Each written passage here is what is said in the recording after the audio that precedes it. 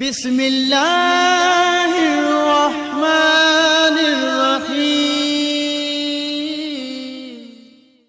औज़ु बिल्लाहि मिनश्शैतानिर्रजीम। बिस्मिल्लाहिर्रहमानिर्रहीम।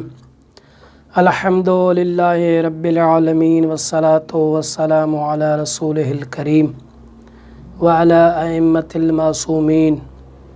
अम्मा बाद। मोहतरम नाज़रीन किराम, इस्लामी मुआशरे में ख़ानदान जो किरदार, इन ते अॼु असांजो टियों प्रोग्राम टी नशस्त आहे। गुज़श्ता ॿिनि नशस्तनि में असां ख़ानदान जी अहमियत मुआशरे में ऐं ख़ानदान जा केतिरा क़िस्म आहिनि, मजमूई तौरु ख़ानदान जा केतिरा क़िस्म थी सघनि था, उन्हनि खे बयानु कयो। ऐं ॿी नशस्त में असां ख़ानदान जा 4 क़िस्म जेके बयानु कया, उन्हनि मां 2 बयानु करे आया आहियूं। अॼु टियों क़िस्म बयानु कंदासीं। टियों क़िस्म जेको ख़ुदावंद मुताल ख़ानदान जो बयानु कयो, उहो आहे फ़िरौन जो ख़ानदान। फ़िरौन पाण वॾो बदबख़्त, जहन्नमी, मुशरिक, मुल्हिद, ऐं उन जी घरवारी अगरि ॾिसूं त उहा मोमिन आहे। ख़ुदावंद मुताल मोमिननि जे लाइ फ़िरौन जी घरवारी खे हिकिड़ो आइडियल ऐं नमूने तौरु बयानु कयो। फ़रमायो ज़रबल्लाहु मसलन लिल्लज़ीन आमनू इम्रअत फ़िरऔन। हाणे हिते फ़िरौन जी घरवारी मोमिननि जे लाइ नमूनो ऐं आइडियल बणिजे थी।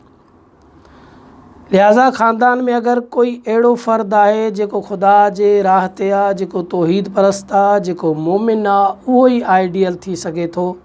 मुल्हिद, मुशरिक, उहो आइडियल कॾहिं बि नथो थी सघे।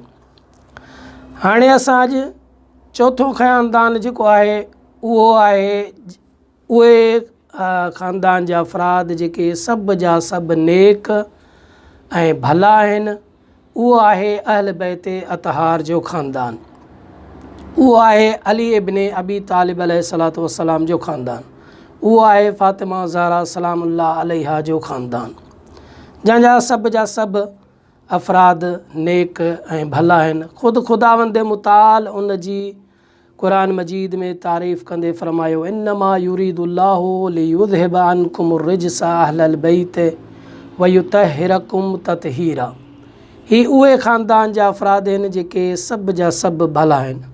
हाणे असांजे लाइ आइडियल ऐं नमूने तौरु जेको ख़ानदान इन्हनि चइनी ख़ानदाननि मां बहितरीन ऐं आइडियल बणिजी सघे थो, उहो आहे अहल बैत अतहार जो ख़ानदान।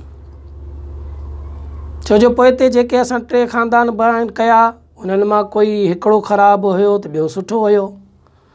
पीउ भलो आहे त घरवारी ख़राबु आहे मसलन। लेकिन ही अहल बैत अतहार जो जेको ख़ानदान आहे, उहे उन जा सभु अफ़राद नेक ऐं भला आहिनि। हर कंहिंजे लाइ ख़ुदावंद मुताल तारीफ़ बयानु कई आहे। अल्लाह जे रसूल बि उन्हनि जे लाइ तमामु घणी सना कई आहे, तारीफ़ बयानु कई आहे। हीअ असांजे लाइ बहितरीनु नमूने अमल थी सघे थो, बहितरीनु आइडियल बणिजी सघे थो।